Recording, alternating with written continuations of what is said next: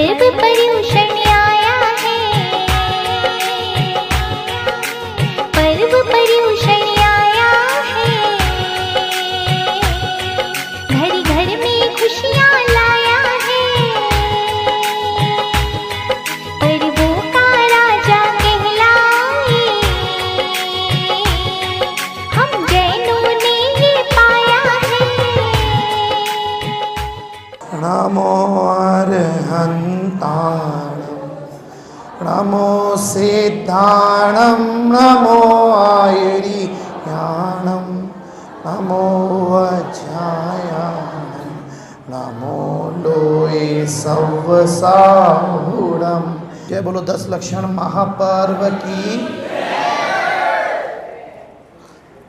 अहिंसा शाकाहार वर्तमान परिप्रेक्ष्य में जिस देश में मर्यादा पुरुषोत्तम राम हुए, जिस देश में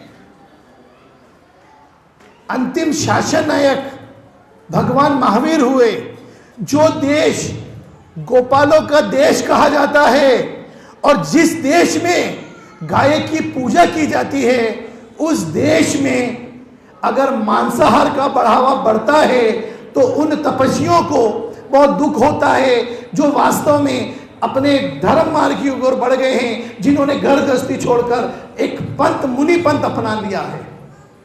प्यारे साधर्मी बंधुओं, बहुत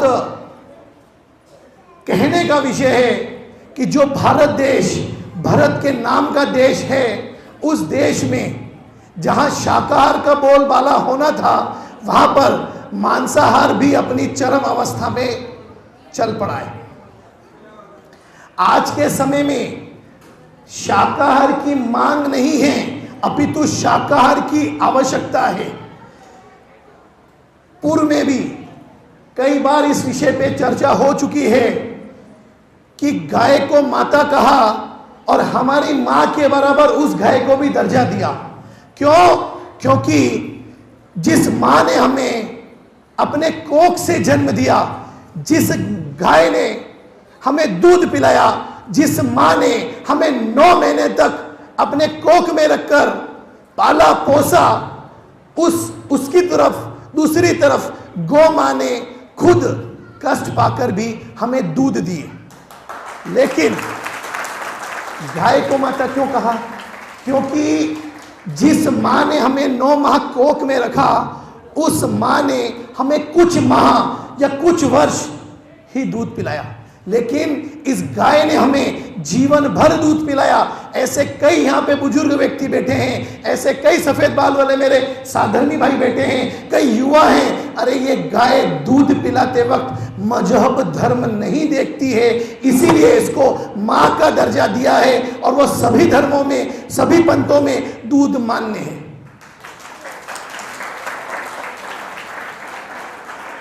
देखिए, मां शब्द इस भारत का बहुत महत्ता शब्द है। ये 3 अक्षर का अंग्रेजी में और हिंदी में एक शब्द वाला शब्द है। इस मां की महिमा इसलिए है, उसका जीता जागता उदाहरण हम ये देख सकते हैं कि मां को पिता से भी पहले लिया। सीता राम, राधा कृष्ण। आज के समय में तो राजस्थान की मुख्यमंत्री ने महिलाओं को मुखिया भामाशाह में बना दिया है। जिन जिन महिलाओं को मोबाइल मिल रहा है, उसमें भी इनकी मुख्यता हो गई है। आज की सरकार समझ रही है, हमारे धर्म में तो बहुत पहले इसको समझ लिया था। प्यारे साधर्मी बंधुओं, विषय चल रहा है अहिंसा शाकाहार वर्तमान परिप्रेक्ष्य में। मैं अहिंसा को समझाने के पहले आपके बीच में शाकाहार समझाना चाहता हूं। बहुत सारे साथी मित्र ये भी कहते हुए मिल जाते हैं कि मांसाहार में बहुत ताकत है, मांसाहार में बहुत प्रोटीन है। लेकिन साथियों, अगर कोई ये कह दे कि मनुष्य को मनुष्य खाने में प्रोटीन मिलेगा, तो क्या हम मनुष्य को मार के खाएंगे? क्या यह संभव है? नहीं। जितना प्रोटीन आप उस मांस में समझ रहे हो उससे कई गुना अधिक प्रोटीन हमें सिर्फ दालों में मिल जाता है। और यह शाश्वत और यूनिवर्सल सत्य है। जहां पर 5 किलो मांस के बराबर जो प्रोटीन उस किसी जीव की हत्या करने के बाद मिलता है, सिर्फ 500 ग्राम अन्न खाने पर, 500 ग्राम की दालें खाने पर उस 5 किलो के बराबर वो प्रोटीन बराबर मिल जाता है। बहुत बार ये भी कहते हुए लोग मिल जाते हैं कि मांसाहार में ज्यादा ताकत होती है। मैं उसको आज इस सभा के माध्यम से, इस व्याख्यान के माध्यम से तर्क से सिद्ध करूंगा और आप सब उसको सिरे से, उस शाकाहार में ताकत होती है और मांसाहार में नहीं होती है, ये आप भी इसका समर्थन कर दोगे। प्यारे साधर्मी बंधुओं, अगर मांसाहार में ताकत होती तो शेर का शिकार करता, शेर शाकाहारी का शिकार नहीं करता। शेर शाकाहारी का शिकार करता है, हिरण का शिकार करता है, ऐसे साग पत्ती खाने वाले का शिकार करता है। कभी शेर ने शेर का शिकार नहीं किया, मांस खाने वाले ने मांसाहारी का शिकार नहीं किया। यानी ताकत देखी जाए तो वास्तविकता में शाकाहारी में है, मांसाहारी में नहीं। बहुत बार ये भी कहते हुए हमें लोग मिल जाते हैं कि ताकत तो है भाई साहब, आप कितना ही तर्क दे लो। तो मैं ऐसे लोगों को पूछना चाहता हूं कि किसी भी मशीन की ताकत को किससे नापा जाता है? हॉर्स पावर से। हॉर्स यानी कौन? हॉर्स यानी शाकाहारी। हाथी यानी कौन? हाथी यानी शाकाहारी। गेंडा यानी कौन? गेंडा यानी शाकाहारी। गाय यानी कौन? गाय यानी शाकाहारी। बैल यानी कौन?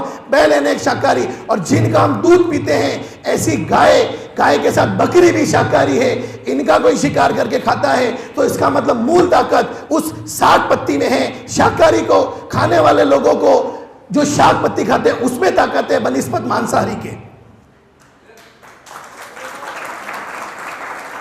बहुत मेरे युवा साथी पीछे बैठे हैं, उनसे मेरा एक निवेदन है। आज का विषय सिर्फ आपके लिए ही मैंने नया तैयार किया। हम सभी मनुष्य हैं और स्वभाव से मनुष्य शाकाहारी है। हमारा जो प्रकृति ने नेचर बनाया है वो शाकाहारी है। हमें जिस प्रकार की प्रकृति ने दांत दिए हैं, ये शाकाहारी दांत हैं। वो साग पत्ती खाने के हैं, अन्य आदि के दांत हैं। जो हमारे नाखून हैं वो शाकाहारी है। हमारी जो आंत है जिससे भोजन पचता है वो भी शाकाहारी की प्रकृति का है। बड़ा दुर्भाग्य है कि शेर आदि मांस खाते हैं तो वो मांसाहारी है।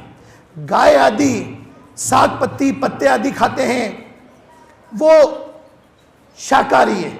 लेकिन ये 2 पैर से चलने वाला मनुष्य, इसका कोई ठौर है न ठिकाना, ना ये शाकाहारी में आता है न ये मांसाहारी में आता है।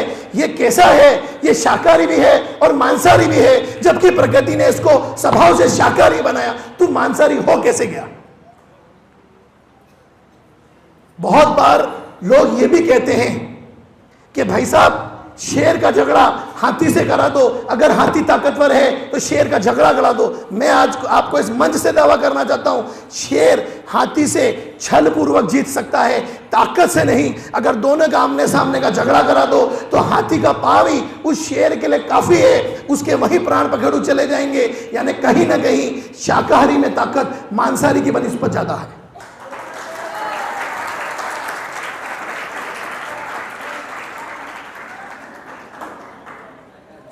शाकाहारी में सिर्फ शाक पत्ती ही नहीं आती है। मंच के जितने मेरे अतिथि बैठे हैं उनको मैं बताना चाहता हूं, शाकाहारी, शाक का आहार, इसमें सिर्फ पत्तियां, ग्रीन वेजिटेबल ही नहीं आते हैं, अन्न को भी शाकाहारी में लिया है। क्यों? क्योंकि ये आधा अधूरा नाम लगता है। अगर हम ये कहेंगे कि मैं शाकाहारी हूं तो क्या आप सिर्फ या आप शाकाहारी हैं, इसका मतलब आप सिर्फ पत्तियां सब्जियां ही खाते हैं, फल ही खाते हैं, अन्न नहीं खाते हैं क्या? खाते हैं ना। इसीलिए इसका पूरा नाम, वास्तविक नाम होगा अन्य आहार शाकाहारी। हम अन्न भी खाते हैं और साग पत्ती और फ्रूट्स भी खाते हैं, इसका पूरा नाम अन्य शाकाहारी होगा, तभी ये पूरा नाम इसका सार्थक होगा। अब बड़े दुर्भाग्य की बात, हमारे बीच में युवा जो बहुत सारे बैठे हैं, मैं उनके आज इस सुंदरतम जुलूस की कद्र करता हूं। जिस प्रकार से आज वो एक वेशभूषा में आए थे, लग रहा था कि कोई भव्य क्षमावाणी का जुलूस निकल रहा है। इस पंचम काल में बहुत सारी कंपनियां जिनको अपना प्रोडक्ट बेचना है, निर्मल जी, उन्होंने क्या किया, इस देश के अंदर पूरे विश्व में, आपकी जानकारी में मैं बता दूं तो वर्ल्ड हेल्थ ऑर्गेनाइजेशन अर्थात वो जो संगठन है, उस संगठन ने भारत को दुग्ध उत्पादन में विश्व में नंबर 1 पे रखा है। आज की डेट में भारत विश्व में नंबर 1 स्थान पर दुग्ध उत्पादन में आ गया है।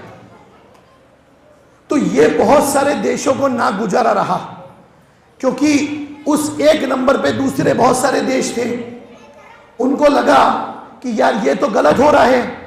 और दूसरा दुर्भाग्य और सुनो, जब मल्टीनेशनल अंडा बेचने वाली कंपनी ने अपने अंडे और मांसाहार को लोगों तक पहुंचा दिया, तो उनको लगा कि अब हमें हमारा मार्केट बढ़ाना पड़ेगा। तो मार्केट कैसे बढ़ेगा? मांसाहारी तक तो हम पहुंच गए, हमको शाकाहारी के बीच में जाना है। तो शाकाहारी अंडे कहने से ही वो शाकाहारी जीव इसको खाएगा, मनुष्य इसको खाएगा। अगर हम ये कहेंगे कि अंडा मांसाहारी है, वो खाने वाला नहीं है। इसलिए उन्होंने अंडे के 2 भेद कर दिए, अंडे के 2 भेद कर दिए, शाकाहारी, मांसाहारी। जबकि मेरी जानकारी में विश्व में ऐसा कोई स्थान नहीं है जहां किसी पेड़ पे अंडा लटकता हुआ दिख जाए। आज तक हमको देखने नहीं मिलेगा। अंडे का निकलने का स्थान मुर्गी है। बहुत ध्यान से सुनना मेरे प्यारे भाइयों, अंडे के निकलने का स्थान मुर्गी है। और कुछ लोगों ने अंडे को शाकाहारी क्यों कहा? प्रश्न ये है, क्योंकि उनको अपना माल बेचना था। इसको हम एक उदाहरण से समझते हैं। निर्मल जी, एक कंपनी थी टूथपेस्ट की, उसके मालिक ने उसके नौकर को निकाल दिया कि भैया कल से तू ऑफिस नहीं आएगा। तो उसके मैनेजर ने पूछा कि सर मैं कल से क्यों नहीं आऊंगा? कि भैया तेरे चक्कर में मेरी कंपनी का बट्टा बैठ गया है, और तू जब से कंपनी तेने ज्वाइन की है तब से मेरी कंपनी का माल बिकना कम हो गया है, इसीलिए प्लीज आप कल से नहीं आए, आपको कंपनी ने निकाल दिया है। कंपनी ने तुरंत उसके निकालने के बाद दूसरे आदमी की ज्वाइनिंग करी। जब दूसरे आदमी की ज्वाइनिंग करी, तब क्या होता है कि कंपनी का मालिक उसको बुलाता है और मैनेजर को पूरा विषय बताता है कि मैंने आपको आपकी योग्यता के आधार पर रखा है, मैंने सुना है कि आप बहुत योग्य हो और किसी भी कंपनी की बुलंदियों को पहुंचाने के लिए तुम बहुत परफेक्ट हो। मेरी तुमसे अपेक्षा है, ये बात कौन कहता है? मालिक, कि तुम मेरी कंपनी के टूथपेस्ट के माल की बिक्री बढ़ा लो। उस मैनेजर ने कहा सर मुझे 60 दिन दे दीजिए, मैं दावा करता हूं आपके कंपनी की सेलिंग में 1.5 गुना कर दूंगा। ठीक है? कंपनी के मालिक ने कहा ठीक है सर, आप करिए, आपका स्वागत है। और थोड़े दिनों के बाद अचानक ही कंपनी की सेलिंग 1.5 गुना हो जाती है। 60 दिनों के बाद कंपनी का मालिक उसको बुलाता है, अरे मैनेजर साहब मुझे एक बात का जवाब दो, मैं बड़ा खुश हूं, आज हमारी टूथपेस्ट कंपनी का सेलिंग 1.5 गुना कैसे हो गई 60 दिनों में? उसने कहा सर मैंने कुछ नहीं किया, मैंने बहुत थोड़ा सा एक छोटा सा दिमाग लगाया। कि क्या लगाया? कि सर जो टूथपेस्ट का मुंह था ना, उसको मैंने थोड़ा सा चौड़ा कर दिया। जिसको 10% चाहिए उसकी जगह 25% निकलता। जब 25% निकलता तो टूथपेस्ट जल्दी जल्दी खत्म होता। जब जल्दी जल्दी खत्म होता तो सेलिंग बढ़नी थी। और इस प्रकार से उस सेलिंग को उस मैनेजर ने बढ़ा दिया। तो हुआ क्या? इस अंडे को अगर शाकाहारी कह देंगे इसकी सेलिंग बढ़ जाएगी, तो हम शाकाहारियों के बीच में अंडे को शाकाहारी कह के दे सकते हैं। क्योंकि जो शाकाहारी लोग हैं ना, वो शाकाहारी लोग शाक पत्ती को अगर हम अमृत कह के बेचेंगे तो वो खरीदेंगे, और अगर हम उसको मांसाहार को विष कह के बेचेंगे तो वो खरीदने वाले नहीं है। इसीलिए अंडे को तुम शाकाहारी कह दो, ताकि वो तो दूध भी तो नॉनवेज हुआ ना, वो भी तो एनिमल प्रोडक्ट है ना। मैंने कहा नहीं भैया, ऐसा नहीं है, दूध का निकलने का स्थान अलग है। वो मां के एक ऐसे स्थान से निकलता है जिसको दूध को हम गर्व का अनुभव करते हैं, और जब दूध मां के स्तन में से निकलता है उसको खुशी होती है, दर्द नहीं होता है। लेकिन जब अंडा मुर्गी में से निकलता है तो वो उसको पीड़ादायक होता है, उसको दर्द करता है। इसका मतलब कहीं ना कहीं प्रकृति ने भी इनके बीच में भेद किया है। अब मैं बात करता हूं सनातन धर्म की। अगर दूध मांसाहार होता तो गोपाल जो हैं, कृष्ण जो हैं, वो मक्खन का सेवन नहीं करते, क्योंकि दूध से मक्खन बनता है। 24 के 24 तीर्थंकर दूध का आहार नहीं करते। 24 के 24 तीर्थंकर ने मुनिराज की अवस्था में, राजकुमार की अवस्था में दूध का सेवन किया। यानी कहीं ना कहीं दूध शाकाहार है और अंडा मांसाहार है। दोनों का स्थान अलग, दोनों के बनने के तरीके अलग, दोनों की नली अलग, दोनों का क्षमता अलग। और आपने अंडे की तुलना दूध से कर दी, क्योंकि आपको शाकाहारियों के बीच पहुंचना है। तो हम है ना शाकाहार के व्याख्यान करने वाले, शाकाहार की बात रखने वाले, अंडे को यहां पहुंचना है, उसके पहले हमको क्रॉस करके जाना पड़ेगा। यह भी बहुत आसान नहीं है कि तुम अंडा जैनों के बीच में ले जाओ, साधर्मियों के बीच में ले जाओ, सनातनियों के बीच में ले जाओ और कह दो अंडा शाकाहारी है। भैया वैज्ञानिक युग है, अंडा ना शाकाहारी था ना अंडा शाकाहारी हो सकता है। जब मैं बहुत छोटा था, मैंने अंडे को शाकाहारी है या नहीं इसकी कविता बनाई। अंडा मांसाहार है इसको मैंने साबित किया। एक कविता आपके बीच में मैं रखना चाहता हूं। दो मित्र बात कर रहे थे। एक मित्र ने बोला, अरे अरे अंडे को शाकाहारी कह दो तो कैसा रहेगा। तो मैंने बहुत 13 वर्ष की अवस्था में कविता बनाई जो आपको बताना चाहता हूं। अहो अहो आश्चर्य दुनिया किधर जा रही है, अहो अहो आश्चर्य दुनिया किधर जा रही है। अरे पानी को गर्म करके पीने वाली जनता आज अंडा खा रही है। पानी को गर्म करके पीने वाली जनता आज अंडा खा रही है। अरे अंडा खाकर पेट को कब्रिस्तान मत बनाओ। अरे अंडा खाकर पेट को कब्रिस्तान मत बनाओ। जिस दिन अंडा रसोई में आएगा, सच मानो आपको ही खा जाएगा। जिस दिन अंडा रसोई में आएगा, सच मानो आपको ही खा जाएगा। पड़ी हो लाश तो कोई चैन से सो नहीं सकता। पड़ी हो लाश तो कोई चैन से सो नहीं सकता। लाख तर्क दे लो अंडा शाकाहारी हो नहीं सकता। किसी ने पूछा अंडे के बारे में आपके क्या विचार हैं। मैंने कहा अंडा तामसिक व नर भक्षियों का आहार है। किसी ने कहा अरे भैया अंडे को शाकाहारी कह दो तो कैसा रहेगा। किसी ने कहा अंडे को शाकाहारी कह दो तो कैसा रहेगा। मैंने कहा एक वेश्या को मां कह दो, एक वेश्या को मां कह दो, वैसा रहेगा।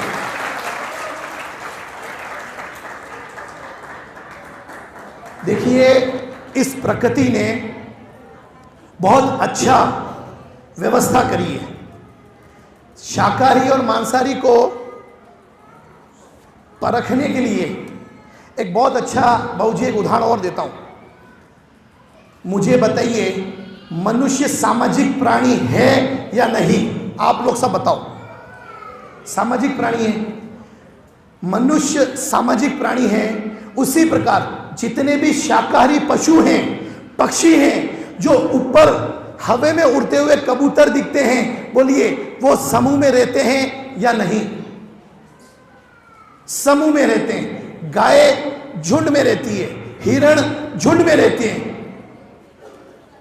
बकरियां झुंड में रहते हैं, हाथी झुंड में रहते हैं, बैल झुंड में रहते हैं। लेकिन शेर अकेला रहता है, चीता अकेला रहता है, कुत्ता अकेला रहता है। एक कुत्ता दूसरे कुत्तों को देखता है तो भौ भौ करने लग जाता है, क्योंकि वो सामाजिक प्राणी है ही नहीं। बहुत बड़ा उदाहरण है। हम सामाजिक प्राणी हैं, मनुष्य सामाजिक है, वो समूह में रहता है। जो समूह में रहता है वो शाकाहारी है। शेर समूह में नहीं रहता, अकेला रहता है, खुद के पेट को भरने की चिंता करता है। लेकिन हम सब एक दूसरे के पेट को भरने की चिंता करते हैं।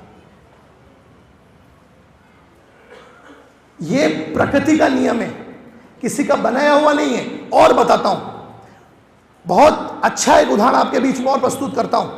जितने भी शाकाहारी प्राणी हैं उनका बल ज्यादा है, ये कैसे पता करोगे? देखिए, गाय शाकाहारी है, बोलिए हाँ और ना। गधा शाकाहारी है या नहीं है? बैल शाकाहारी है नहीं है? ऊंट शाकाहारी है नहीं है? हाथी शाकाहारी है नहीं है? जितने भी महल आपको बने हुए दिख रहे हैं, ये सब के सब महल प्राचीन समय में हाथी, घोड़े, ऊंट के ऊपर पत्थरों को रख के ले जाया जाता था। कभी किसी राजा ने शेर के ऊपर रख के पत्थर ले गया क्या? क्यों? क्योंकि शाकाहारी थकता नहीं है और वो शेर हाँपने लग जाता है। आपने कभी किसी गधे को हाँपते हुए नहीं देखा होगा, आपने कभी किसी गाय को हाँपते हुए नहीं देखा होगा। ये शाकाहारी की पहचान है। शाकाहारी बोझ ढोता है तो वो थकता नहीं है, हाँपता नहीं है। बैल जब कोलू में घूमता है कई किलोमीटर चला जाता है, गधा कई किलोमीटर ऊपर बोझ ढो लेता है। लेकिन शेर की यह स्थिति नहीं है, कुत्ते की यह स्थिति नहीं है, बिल्ली की यह स्थिति नहीं है। शाकाहारी के नख तीखे नहीं होते हैं, लेकिन शेर के तीखे होते हैं। शाकाहारी मुंह डाल के पानी पीता है पूरा का पूरा, और मांसाहारी जीभ से पानी पीता है। शेर देख लो, चीते देख लो, बिल्ली देख लो, कुत्ता देख लो, ये सब के सब मांसाहारी हैं। और ये किससे पानी पीते हैं? जीभ से, जीभ निकाल निकाल कर। और शाकाहारी के दांत एक जैसे होते हैं, इनके तीखे होते हैं। ध्यान में आ रहा है ना? प्रकृति ने आपको स्वभाव से शाकाहारी बनाया। भाई, दो पगले वाले मनुष्य, तू तो स्वभाव से शाकाहारी है, तू कहां से मांसाहारी हो गया और तू कहां से मांस खाने लग गया? विश्व के अंदर अमेरिका एक ऐसा देश है जिसके एक दिन के अंदर 90,000 गाय कट जाती है। कितनी? ये मेरा आंकड़ा नहीं है, ये कोई मेरे घर का उत्पन्न किया हुआ आंकड़ा नहीं है, ये ऑथेंटिक टारगेटेबल आंकड़ा है। एक दिन के अंदर अमेरिका में 90,000 गाय कट जाती है और भारत के अंदर 14,000 गाय कट जाती है। मुझे बताओ, और दुर्भाग्य तो तब होता है तब साल भर में अमेरिका 1 करोड़ पशुओं को हत्या कर देता है। 1 करोड़। उसके बनिस्पत भारत में यह आंकड़ा 10 करोड़ सालाना है। भारत में 10 करोड़ पशु मौत के घाट उतार दिए जाते हैं सिर्फ इस जीव के कारण। बोलिए, हमें प्रकृति ने स्वभाव से शाकाहारी बनाया, हम क्या कर रहे हैं? किसी को मार के खाना, ये कौन सा पेट भरना है? और मार के खाने से ताकत आती होती तो मनुष्य मनुष्य को खाता। कुछ कंफ्यूजन है। एक धर्म विशेष बकरे की हत्या करता है, जबकि राजा वसु ने अजेरष्टव्यम कहा था। अज का मतलब मक्का था, मक्का का हवन करना था, और अज का मतलब बकरा भी होता है। ये मक्के के जगह बकरा कैसे आ गया, मेरे आज तक ये समझ में नहीं आया। प्यारे साधर्मी बंधुओं, हम अहिंसक समाज के लोग हैं। जब जब हिंसा हावी होती है, कोई ना कोई जैनी आगे आता है, कोई ना कोई शाकाहारी आगे आता है, कोई ना कोई अहिंसक आगे आता है। और आपकी जानकारी में एक बात और बता दूं, बाबूजी आपकी कितनी उम्र है?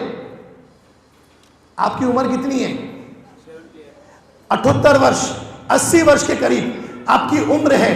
मैं आपको दावा करता हूं मांसाहारी 80 वर्ष तक नहीं जी सकता है, क्योंकि मांस खाने से उसके फेफड़े खराब हो जाते हैं। उस बकरे को पता होता है, जो कसाई के बाहर खड़ा होता है कि मुझे मारा जाएगा, तो वो कहीं ना कहीं भयभीत होता है। और यह तनाव और वह भय जो नॉनवेज खाता है उसके मांस के साथ, उसके साथ। ये नया विषय मैं आपको बताना चाहता हूँ। वो तनाव उसके जीवन में प्रवेश उस नॉनवेज के साथ चला जाता है। आपको ध्यान में आ रहा है ना? ये कोई बहुत इजी विषय नहीं है कि आपने कुछ थोड़े से लोगों ने मांसाहार को उत्कृष्ट भोजन बता दिया। अरे भोजन अगर नॉनवेज उत्कृष्ट होता ना तो सब मुनिराज नॉनवेज खाते। इसका मतलब कहीं ना कहीं ये नॉनवेज भोजन करने लायक ही नहीं है। किसी की हिंसा में भोजन हो ही नहीं सकता। ये मुनियों ने, ऋषियों ने, आचार्यों ने शास्त्रों में कह दिया। हम सनातनी लोग हैं, जैनी लोग हैं, शाकाहारी लोग हैं, हमें इस बात का पता है कि जो देश सबसे अधिक मांसाहार करने वाले हैं, ऐसे पाकिस्तान और अफगानिस्तान में सबसे अधिक मांसाहार का सेवन किया जाता है। जब वो मांसाहार का सेवन करते हैं, देखिए पाकिस्तान की आज क्या स्थिति है, खुद ही आतंकवादियों का अड्डा बन के रह गए। अफगानिस्तान की क्या स्थिति है, कब कहां से बम गिर जाए कोई गारंटी नहीं है।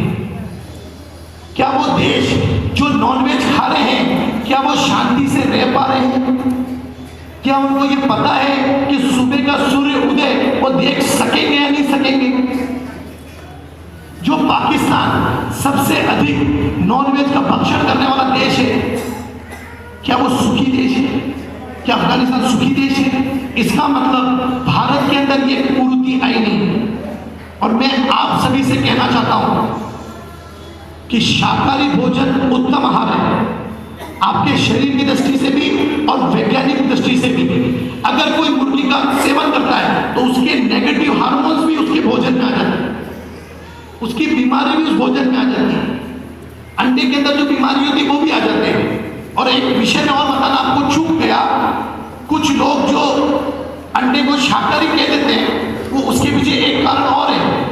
वो इस बात का तर्क देते हैं कि वो जो मुर्गी का बच्चा था वो तरल पदार्थ में है, वो बच्चा बना ही नहीं। अरे भैया, तूने उसके माँ के साथ में सेकाई होने नहीं दी। अगर वो पूरा समय उसकी माँ के साथ रहता, अंदर से मुर्गी का बच्चा निकलता या आम की गुठली निकलती, मुझे आप बता दो। इसका मतलब वो द्रव्य जो एक स्वरूप में आने वाला था, आपने उसको बनने ही नहीं दिया और उसके पहले उसको फ्राई करके खा गए। अरे मनुष्य, तू तो स्वभाव से शाकाहारी है, तेरी आत्मा उस पप्पी को, हमारे घरों में छोटे छोटे बच्चे क्या बोलते हैं, अरे अंकल आप अंडा खाते हो? अंडा तो मुर्गी का पप्पी होता है। छोटे छोटे बच्चे इस बात को कहने लग गए और ये भी कहते हैं संडे हो या मंडे कभी ना खाओ अंडे। हम जितने यहाँ लोग बैठे हैं ये सब शाकाहारी हैं। तो ये विषय, आज का विषय आपके बीच में कहने की क्या जरूरत आन पड़ी? मैं बताता हूं, आपके बच्चे अगर इस विषय से अवगत नहीं होंगे, वो टॉफियों में कहीं ना कहीं अंडे को खा लेंगे।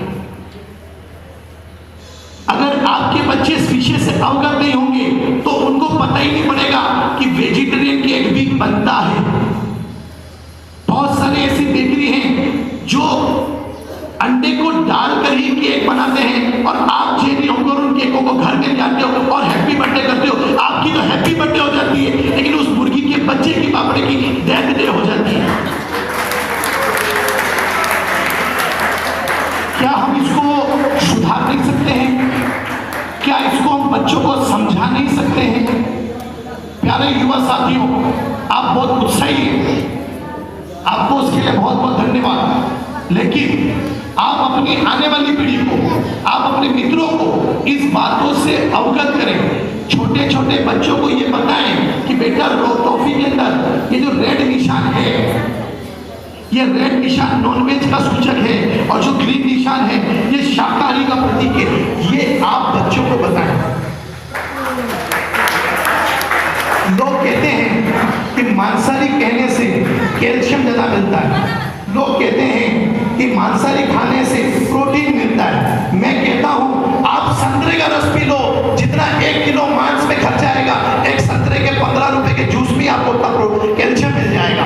गन्ने के 10 रुपए की गिलास, 5 रुपए की गिलास उस 1 किलो मांस के बराबर आपको कैल्शियम अवेलेबल कर देगी। कहां से ये विषय आ गया? 1 kilo nonveg is equal to 5 rupees. और मंच पे बैठे हुए साथियों को मैं एक विषय और बताना चाहता हूं। जो खेती होती है 1 एकड़ में, उस 1 एकड़ की खेती में इतना अनाज उत्पन्न होता है कि उस 1 एकड़ की खेती से 22 लोग अपना पेट भर सकते हैं। वापस बोलता हूं, ध्यान से सुनना, महिलाएं विशेषकर। 1 एकड़ खेती में इतना अनाज पैदा होता है कि 22 लोग अपना पेट भर लें। उसके विपरीत जो उसमें धान पैदा हुआ है, अगर वो किसी पशु को खिलाया जाए तो वर्ष भर में सिर्फ 2 ही पशु उसका पेट भर सकते हैं, यानी 2 पशु इक्वल टू 22 मनुष्य। और आप उन पशुओं को खाकर उस खेती को भी बर्बाद कर रहे हैं। इसके विपरीत वैज्ञानिकता से मैं आपको एक बात और बताता हूं। महर्षि दयानंद सरस्वती ने एक पुस्तक लिखी थी, गो करुणा निधि, 1870 में। उन्होंने उस पर कहा है, बहुत जबरदस्त विषय बताता हूं, उन्होंने उस पर कहा है 1 किलो मांस उत्पन्न करने में 70,000 लीटर पानी वेस्ट होता है। कितना? ये मैं नहीं कह रहा, ये महर्षि दयानंद जी सरस्वती कह चुके 1870 में। 1 किलो मांस पैदा करने में आपको 70,000 लीटर जल बर्बाद होता है। उसके विपरीत हमारी फसल में अगर सबसे अधिक कोई जल पीता है, उसका नाम है गन्ना। वो गन्ना 1 किलो में मात्र 3,000 लीटर ही पानी पीता है। और रही बात हमारे गेहूं की, वो बेचारा 300 लीटर में निपट जाता है, मक्का 700 लीटर में निपट जाता है। तो तुलना करो, कहां तो 700 लीटर और कहां 70,000 लीटर। इसका मतलब कहीं ना कहीं इस जल का भी हम दुरुपयोग कर रहे हैं।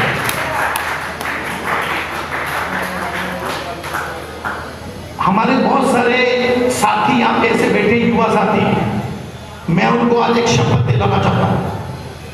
प्यारे साथियों, विगत 28 साल से मैंने चमड़ा नहीं पहना।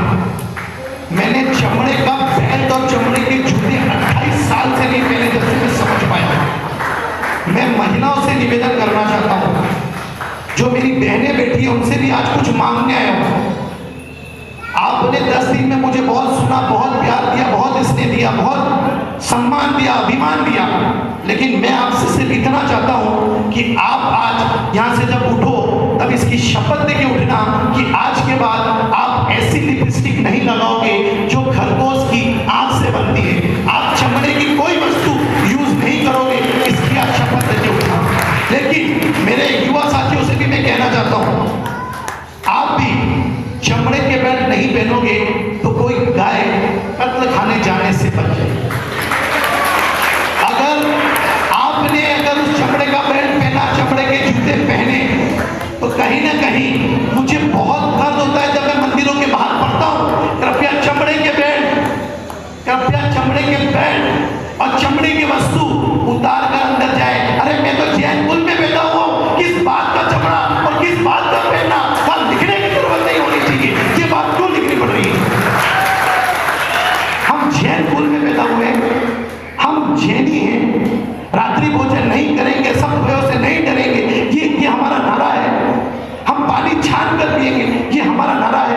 मैं महिलाओं से और कहना चाहता हूँ, रेशम की एक साड़ी आपकी साड़ी 5 से 6 मीटर के बीच होती है। रेशम की जो एक साड़ी आपने खरीद दी ना, उस एक साड़ी में 30,000 रेशम के कीड़ों को मौत के घाट उतार दिया, तब जाकर वो रेशम की एक साड़ी बनती है।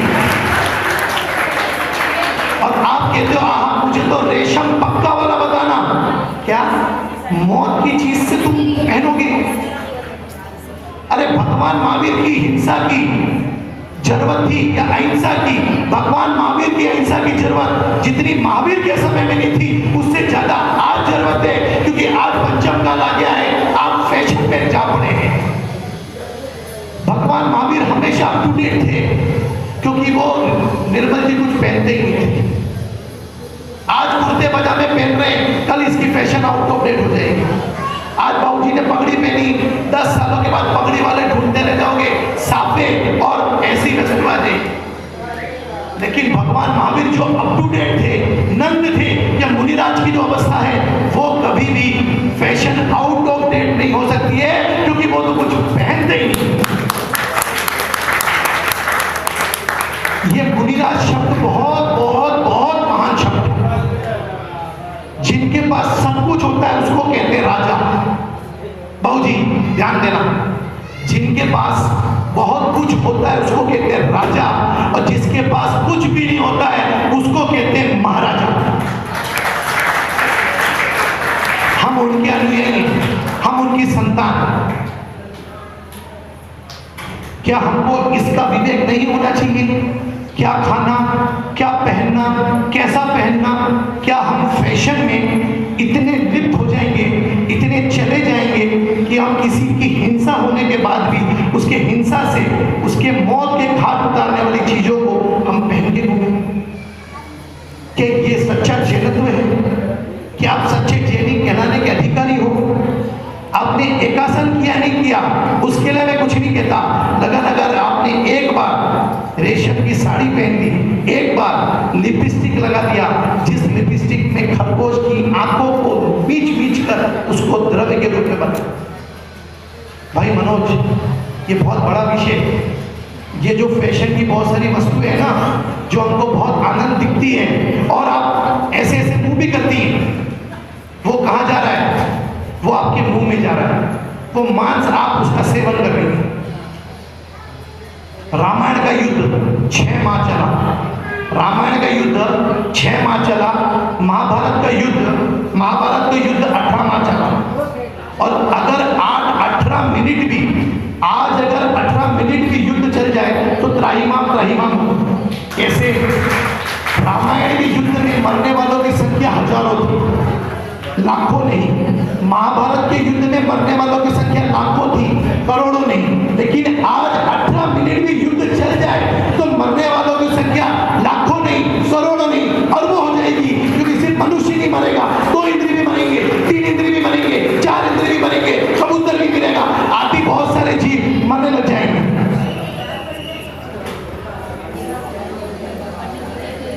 प्यारे साधर्मी बंधुओं, ये जो अहिंसा शाकाहार का विषय है,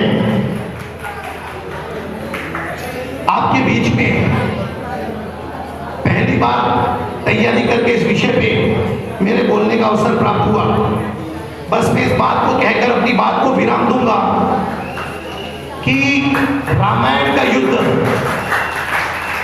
महाभारत का युद्ध, 1947 का युद्ध और आने वाला युद्ध क्या है?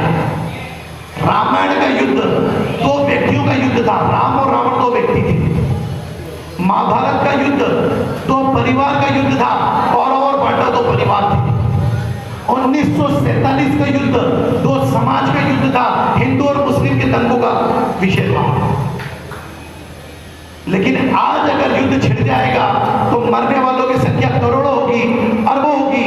मैं आपको पुनः ये कहना चाहता हूं कि आप सभी इस अहिंसा और शाकाहार को वर्तमान परिप्रेक्ष्य में समझें और जितने विषय पे मैंने आपको जानकारी दी उसका चिंतन करें, मनन करें। इसी मंगल भावना के साथ मैं आज की बात को यही विराम देता हूं। जय बोलो महावीर भगवान की। सबसे पहले मैं जिनेंद्र शास्त्री साहब को बोलता हूँ कि आपने बहुत अच्छा शाकाहार के बारे में बताया है। ये मैंने आपके बारे में ये सुना है कि आप बीजेपी के अच्छे बड़े नेता हैं। हम लकड़वास जैन समाज की ओर से पंडित जी का सम्मान करवाना चाहते हैं।